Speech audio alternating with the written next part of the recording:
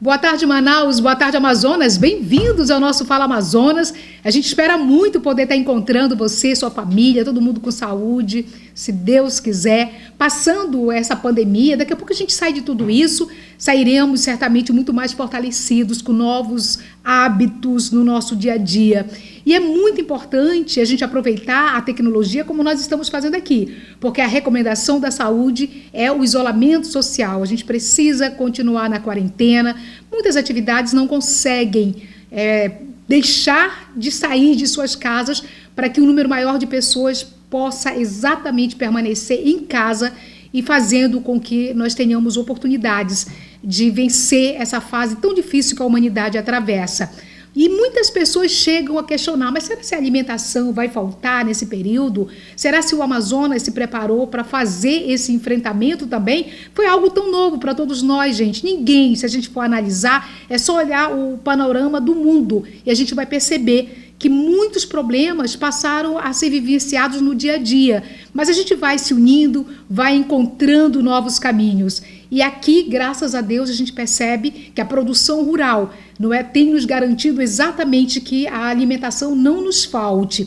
E é exatamente para falar sobre isso que eu tenho o prazer, um amigo tão querido que está à frente da Secretaria de Produção do Estado do Amazonas, da CEPRO, nosso querido Dr. Petrúcio. Eu falo Dr. Petrúcio, me lembro da cooperativa, já me lembro do Dr. Mechel, me lembro de amigos queridos, porque essa luta sempre foi. O Dr. Petrúcio está à frente da CEPRO, mas a vida toda dele, se a gente for analisar, está sempre muito marcada pela produção, trabalhando em defesa das cooperativas, buscando exatamente colocar a produção, de um modo geral, os nossos alimentos como pauta principal. Isso faz toda a diferença.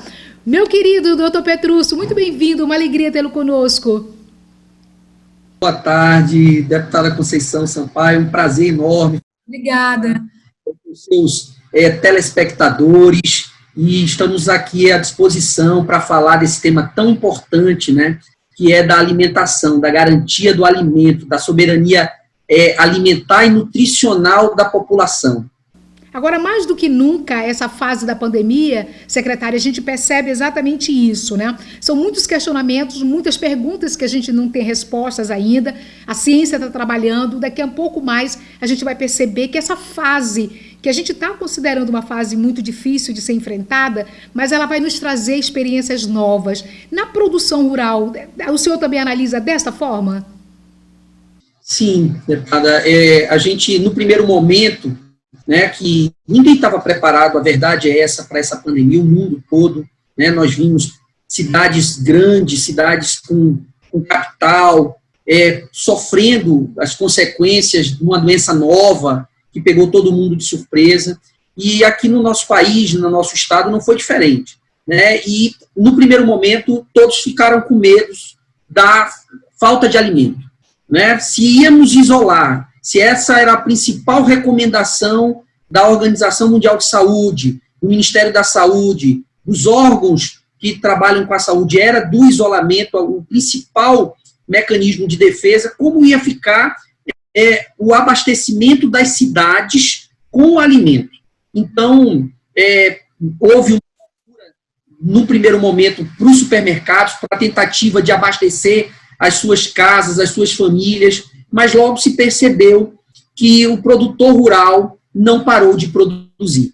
E aí, como uma atividade essencial, não podia ser diferente, né? A gente passou a perceber muitos profissionais, desde os profissionais da saúde, que tiveram um papel, estão tendo um papel primordial de salvar vidas, mas o produtor rural, o agricultor familiar, o piscicultor, o pescador, todas essas pessoas que trabalham com a produção de alimentos também foi valorizada, porque a gente percebeu que nesse período eles continuaram produzindo alimento, colhendo e encaminhando essa produção para as cidades. E aqui no nosso estado, como bem a senhora falou, não foi diferente.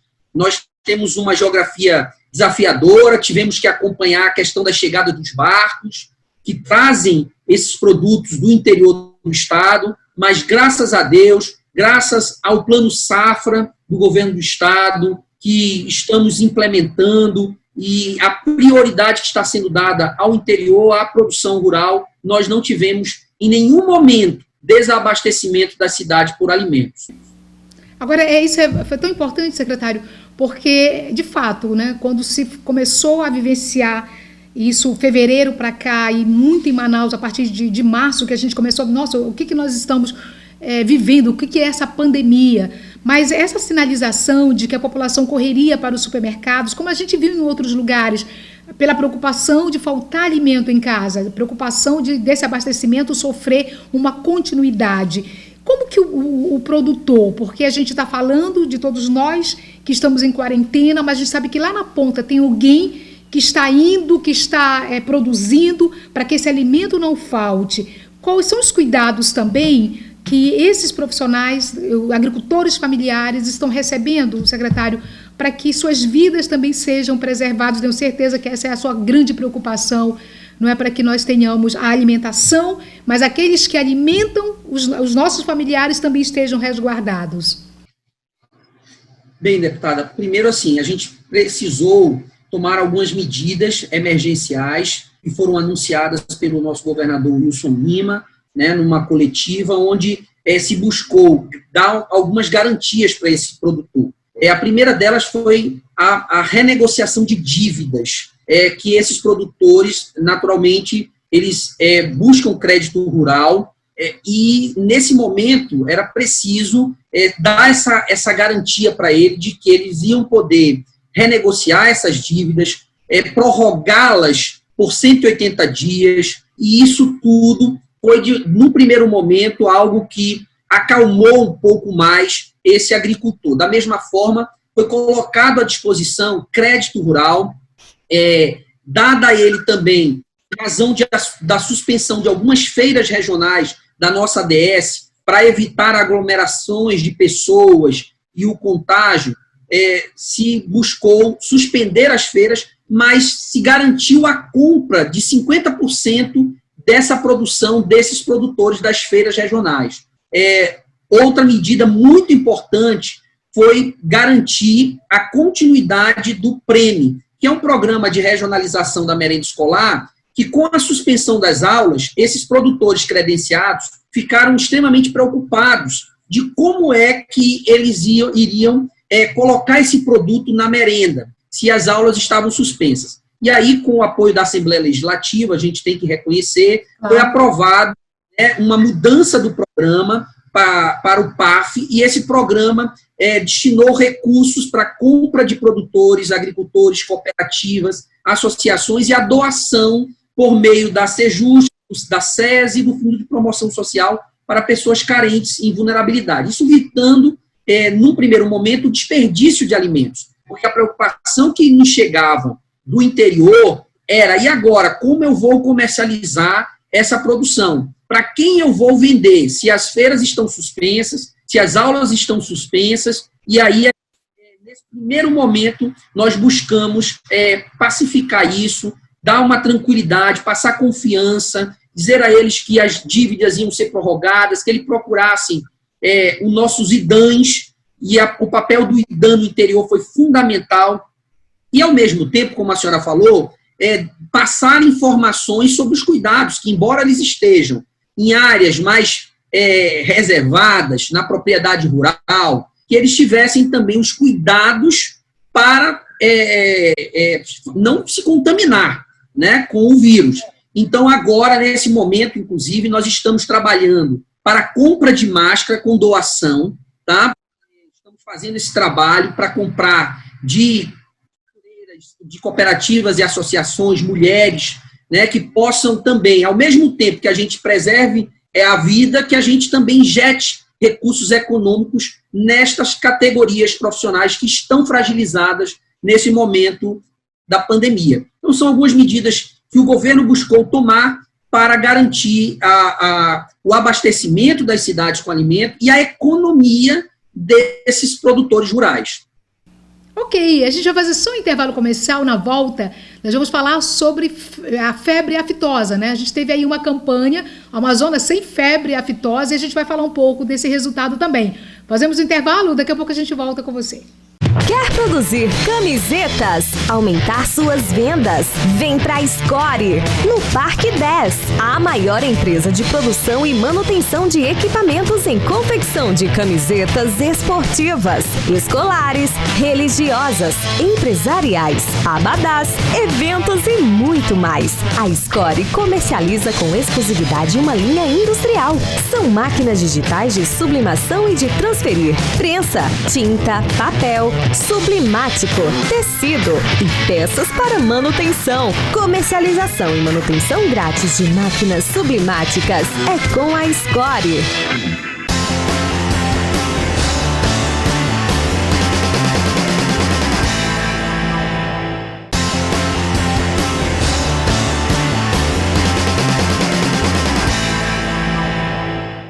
Já estamos de volta, gente, mandando um abraço carinhoso para você que está em casa, para você que nos acompanha em Manaus e no interior do Amazonas.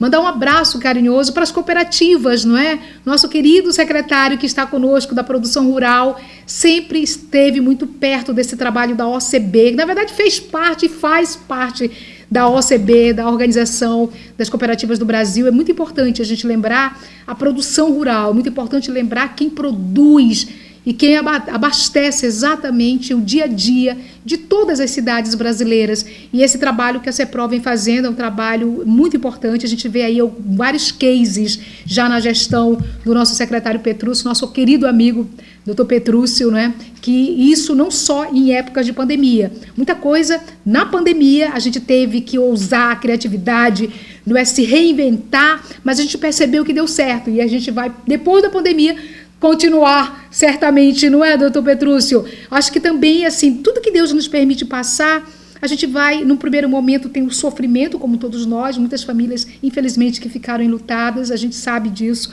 mas é muito importante também lembrar que nós sairemos dessa fase pessoas muito melhores. O senhor também pensa dessa forma, doutor Petrúcio?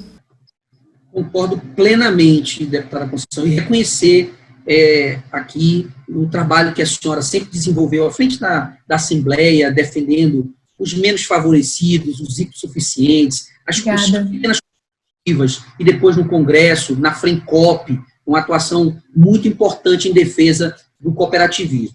De fato, a gente acredita muito que essa pandemia ela também vai fazer com que a gente faça profunda reflexão, né, sobre como a gente deve lidar com tudo que está ao nosso redor, com a nossa família, com os nossos amigos, com as nossas pretensões profissionais, sem dúvida nenhuma, um grande ensinamento para a humanidade.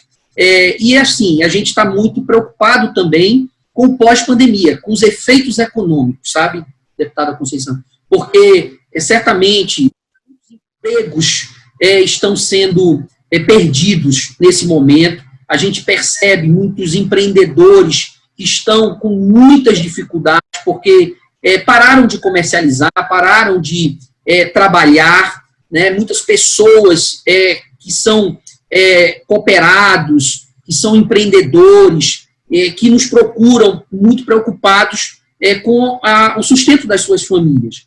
E a gente está trabalhando muito agora num planejamento, num plano de ação, de fomento, para que a economia não pare, que a economia possa rapidamente responder, que possamos gerar empregos, que o interior trabalhar o agro, que sempre o agro deu uma resposta muito positiva para o Brasil, nas principais crises, não só do país, mas de todo o mundo, né? O agro tem esse papel de ser um setor que responde mais rapidamente nas crises. E a gente acredita muito nisso. E aí a gente está trabalhando com um plano de fomento bem ousado,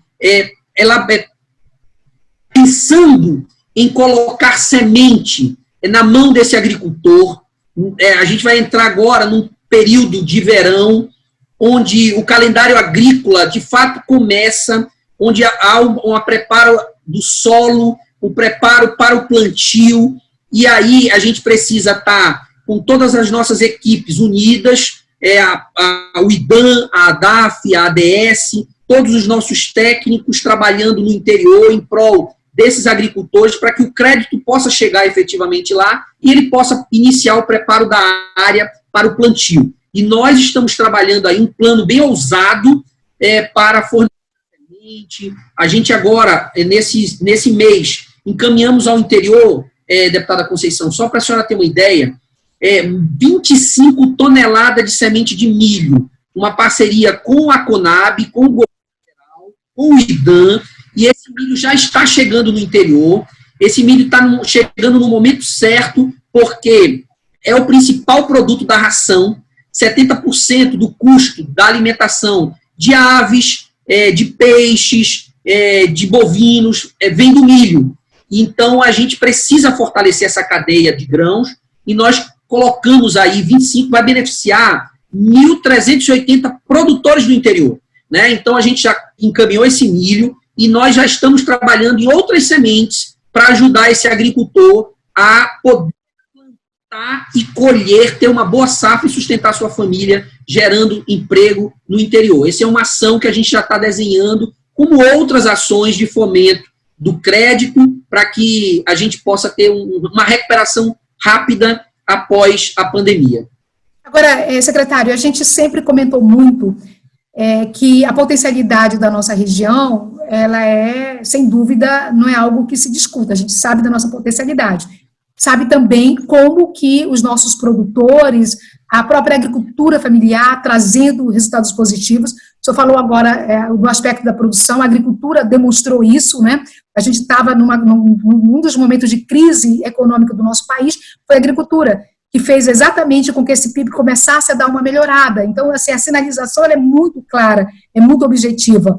Mas a gente também, aqui no nosso estado, a gente sempre percebeu que a produção, em muitos momentos, a gente ia para Rondônia comprar o próprio tambaqui. A gente precisava de outros estados para trazer parte dessa produção. E, o senhor colocou agora todos os investimentos que o governo vem fazendo exatamente para mudar isso, para que a gente sinalize de uma outra forma e que a gente seja, no futuro muito próximo, autossuficiente nessa produção. Como é que nós estamos nesse cenário? Porque a gente tem muita gente que planta, muita gente que consegue ter boa produção no pescado, mas essa é uma cadeia, né? Quando a gente fala da piscicultura, se a gente não tiver uma indústria aqui para a ração, a gente também vai ter que comprar a ração de fora. Isso está fazendo o investimento do milho. Então, assim, como é que nós estamos nesse aspecto, nesse momento? Bem, primeiro a gente precisa quebrar um tabu que nos foi colocado de que a produção é contrária ao meio ambiente e de que o Amazonas é importador totalmente de alimentos e que não tem capacidade de ser autossuficiente na produção de alimentos.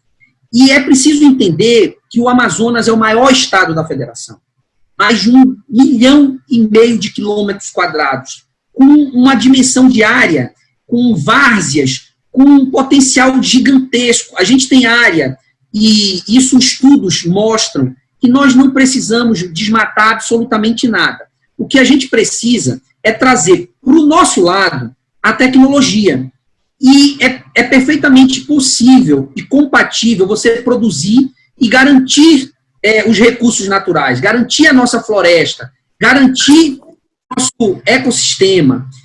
Isso está aí à disposição de toda a sociedade. A Embrapa, o INPA, a universidade, tem muita pesquisa que demonstra claramente que com profissionalização, com investimento, a gente pode produzir alimento e deixarmos de ser autossuficientes em muitos alimentos, né, que fazem parte da cesta básica do amazonense, e sermos autossuficientes e até em algumas cadeias nós, inclusive, exportarmos. Por que não? A gente tem algumas culturas, algumas atividades econômicas, como a senhora mencionou, o peixe, né? A gente tem um recurso hídrico fantástico, né? A gente tem vocação para a produção. Nós somos, per capita, o maior consumidor de pescado. E ainda consumimos peixe de outros estados, né? Então, o nosso trabalho, o trabalho que o governador nos determinou, é que o setor primário passe a ser uma prioridade, que a gente possa trabalhar com o viés da sustentabilidade, trazendo para perto da gente a pesquisa, trazendo a Embrapa, trazendo os conhecimentos que já estão à disposição e buscando profissionalizar esse agricultor, esse produtor. E a gente está trabalhando nesse sentido, acreditando que é possível, sim, como nós somos autossuficientes praticamente em ovos, que a gente possa ser autossuficiente na produção de farinha, que é um alimento básico da população amazonense. E recentemente o governador Wilson anunciou 85 kits de casa de farinha para fomentar o interior. São 29 municípios que vão ser beneficiados para que a gente possa ajudar esse produtor a melhorar as condições de trabalho na produção da farinha, que é um produto que o amazonense consome, né? É um produto da base da alimentação do povo amazonense. Então, com essa determinação de trabalhar de forma profissional, quebrando esses paradigmas que ainda existem, de que existe uma contradição ou que são incompatíveis, produção e meio ambiente, e que o meio ambiente seja um aliado para agregar valor ao nosso produto. Só nós podemos dizer, esse produto tem o selo verde, agregar o máximo de valor. Esse produto, ele respeita o meio ambiente, ele respeita os povos da Amazônia, né? Ele é produzido pelas associações, cooperativas, né? E isso tudo vai beneficiar o ser humano, o cidadão, o homem da floresta, né, que vai ter condições dignas de sobreviver e de sustentar suas famílias. Ok, vamos dar só uma paradinha nessa conversa que tá boa, né, gente? A gente tá vendo as imagens aí, coisa bacana, né? Muito bacana falar de produção, de abastecimento, sem dúvida, e do trabalho dos nossos produtores rurais. Vamos fazer um intervalo, daqui a pouco a gente volta já para a parte final do nosso programa.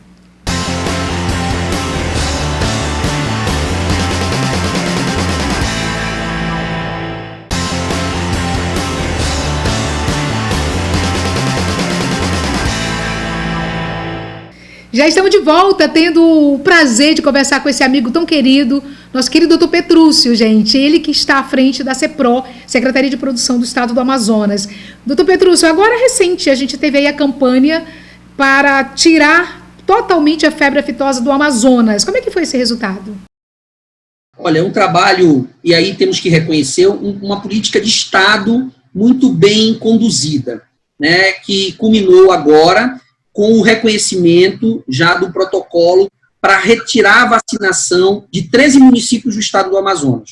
E, para quem não entende, o Amazonas possui um rebanho de mais de 1,5 milhão de cabeças, né, que são esses rebanhos de bovinos, bubalinos, eles abastecem as cidades com carne, embora a gente ainda precise comprar carne de outros mercados. Mas o Amazonas tem um rebanho crescente e esse reconhecimento e da retirada da suspensão da vacinação do gado do sul do estado, isso valoriza muito a nossa carne. Isso vai garantir a esse pecuarista um reconhecimento, uma valorização desse produto, que é a carne, e em termos financeiros, seja para o mercado interno, regional, aqui para Manaus, para outras cidades, seja para a exportação. Então, isso vai garantir, certamente, um novo status sanitário para o Amazonas e para o Brasil na produção de carnes. E a gente acredita muito que é possível, inclusive, fazer uma pecuária sustentável, boi verde, um boi que possa garantir para quem compra essa garantia de que esse animal está sendo produzido num ecossistema amazônico, mas que garante a nossa floresta em pé, que garante sustentabilidade. E, como eu disse, é perfeitamente possível fazer isso. E agora a gente tem também 41 municípios que ainda não estão livres da vacinação, né, e que precisam vacinar o seu rebanho. E aí o Ministério da Agricultura, por meio da nossa ADAF, conseguiu prorrogar até o final deste mês, deputada Conceição. Então, o pecuarista, você que é pecuarista do nosso estado, você tem até o final do mês de maio, até o dia 31, para vacinar o seu rebanho. Procure o IDAM tem a vacina, as casas agropecuárias, o valor da dose por animal varia de R$ 1,90 a R$ 2,10. Doutor Petrúcio, eu não poderia deixar de primeiro agradecer e também falar um pouquinho aqui do Pirarucu de Manejo, né? Porque tive a honra de poder defender uma ideia pensada pelo senhor, pelo Dr. Tomás, ali da Conab, por tantas pessoas como o Dr. Mechede, que durante tantos anos, né, exatamente essas pessoas trabalhavam, na verdade, para que nós pudéssemos colocar e incluir, não é, o nosso pirarucu de manejo dentro de uma lei de subvenção econômica que já é existente no nosso país há muito tempo, mas só que produtos de origem vegetal eram contemplados. O nosso de origem animal nunca tinha sido contemplado, e no trabalho a várias mãos nós conseguimos mudar isso no Brasil. Foi um desafio, e hoje, graças a Deus, nós temos essa possibilidade de construir, inclusive, esse novo caminho, não é, doutor Petrúcio? Queria que o senhor pudesse falar um pouquinho sobre isso também, como é que a CEPROL tem trabalhado essa temática agora, a partir dessa nova legislação. Verdade. E aí agradecer mais uma vez a senhora, que na época era deputada federal e abraçou com toda a garra, com toda a força, esse projeto de lei, graças a Deus se transformou em lei, e agora os nossos pescadores artesanais, aqueles da comunidade que não só preservam o peixe, mas também produzem com sustentabilidade o pirarucu, que vão poder agora acessar essa política do governo federal de garantir um preço mínimo e, acima dele, remunerar de forma adequada esse pirarucu, esse peixe amazônico tão saboroso e que faz parte hoje da principal culinária amazonense e do mundo todo, né? Ok, então, doutor Petrúcio, muito obrigada. A gente tem um minuto. Só um minuto para o senhor deixar o endereço eletrônico onde as pessoas possam acessar e poder ter em suas casas, receber de forma delivery em suas casas exatamente a nossa produção, não é, doutor Petrúcio? Lá na CEPROL você tem o www.cepro.am.gov.br. Gente, foi muito boa a nossa conversa, esse início de tarde, né? Então fica com Deus e amanhã a gente se vê aqui na tela da Em Tempo no SBT. Tchau, obrigada.